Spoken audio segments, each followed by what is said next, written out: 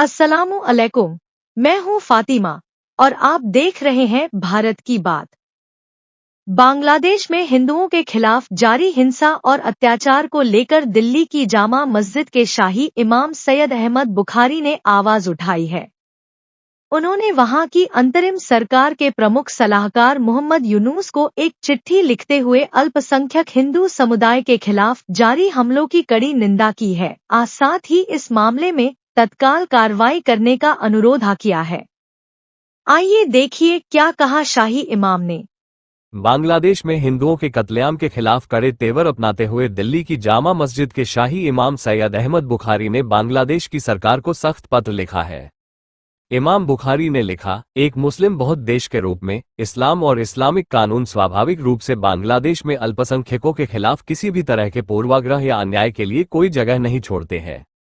बांग्लादेश में हिंदुओं के खिलाफ जारी हिंसा और अत्याचार को लेकर दिल्ली की जामा मस्जिद के शाही इमाम सैयद अहमद बुखारी ने आवाज उठाई है।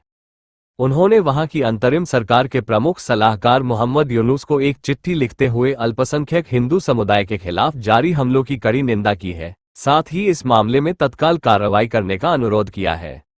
अपनी इस चिट्ठी में बुखारी ने भारत और बांग्लादेश के बीच लंबे समय से चले आ रहे घनिष्ठ संबंधों का हवाला दिया। साथ ही बांग्लादेश निर्माण के वक्त शरणार्थियों की देखभाल से लेकर अब तक उसके विकास में किए गए हर तरह के सहयोग को भी याद दिलाया। चिट्ठी में बुखारी ने लिखा, बांग्लादेश की स्थापना के बाद से ही शेख मुजीबुर रहमान, उनकी बेटी शेख हसीना वाजिद और उनकी पार्टी अवामी लीग के साथ हमारे देश के राष्ट्रीय नेतृत्व, मीडिया, सिविल सोसाइटी और प्रभावशाली वर्ग के लोगों के करीबी संबंध रहे हैं। चाहे कूटनीति की बात हो, क्षेत्रीय मामलों की बात हो या अंतर्राष्ट्रीय मामलों से लेकर मुस्लिम वर्ल्ड से जुड़े मामलों की बात हो, बांग्लादेश हमेशा एक करीबी सहयोगी के रूप में हमारे साथ खड़ा रहा है। इसके बाद शाही इमाम ने कहा कि शेख हसीना के भारत चले जाने के बाद उनके खिलाफ जारी विरोध प्रदर्शन के चलते अवामी लीग के मुस्लिम और गैर मुस्लिम समर्थक दोनों ही निशाना बन रहे हैं। आगे उन्होंने लिखा, यहां तक तो ये बांग्लादेश का आंतरिक मामला है, लेकिन अल्पसंख्यक हिंदू समुदाय के खिलाफ फिलहाल जारी अन्याय, हमले और एक तरफा कार्रवाई बेहद निंदनीय है और इसे तुरंत रोका जाना चाहिए। ऐसी हरकतों के बचाव में कोई सफाई नहीं दी जा सकती। आगे उन्होंने बांग्लादेश पर किए भारत के एहसानों को याद दिलाते हुए कहा कि बांग्लादेश निर्माण के वक्त लाखों शरणार्थियों की देखभाल से लेकर वहां की विकास प्रक्रिया को हमेशा हमारा समर्थन और सहयोग मिला है। सरकार को इस इतिहास को हमेशा मानना होगा। हर तरह की प्राकृतिक आपदा के समय हम सबसे पहले उनके साथ खड़े होते हैं। साथ ही अपनी चिट्ठी में अहमद बुखारी ने मोहम्मद यूनुस को संयुक्त राष्ट्र की घोषणा याद दिलाते हुए कहा, अल्पसंख्यकों के समान अधिकारों की सुरक्षा के संबंध में संयुक्त राष्ट्र की एक सार्वभौमिक घोषणा है, जो अंतर्राष्ट्रीय समुदाय के सभी सदस्यों और सभी संयुक्त राष्ट्र सदस्य देशों के लिए बाध्यकारी है।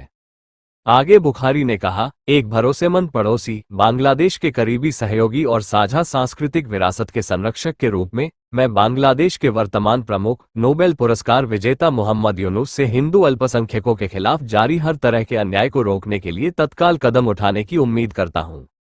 उन्हें ये सुनिश्चित करना होगा कि उनकी अंतर्राष्ट्रीय प्रतिष्ठा धूमिल ना हो।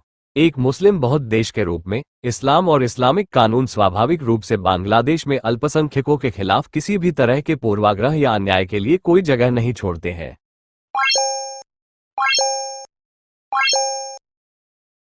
Diet lovers, introducing our delectable new dishes, crafted to tantalize your taste buds. Experience the fusion of flavors, fresh ingredients, and exquisite presentation. Indulge in our culinary innovations today.